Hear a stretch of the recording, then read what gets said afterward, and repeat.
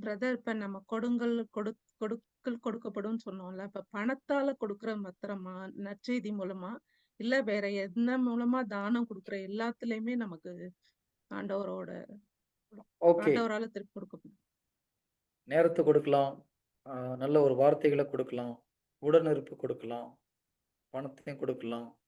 உயிரையும் கொடுக்கலாம். ஜீ ஜீசஸ் கடைசியில உயிரையும் கொடுக்கலான்னு தான் சொல்றாரு.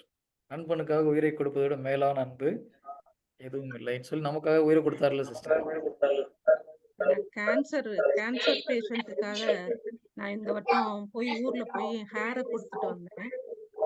ஓகே. அப்ப நன்மை செய்யற எல்லா தானங்களும் கடவுளால ஏற்றுக்கொள்ளப்படும் தானே. எஸ். எல்லாம் நம்முடைய டைம், டேலண்ட்ஸ், இறை வார்த்தைய கொடுக்கிறது, எல்லாம் நம்மளால முடிஞ்சத கொடுக்கணும் சிஸ்டர். இதுதான் இல்லை.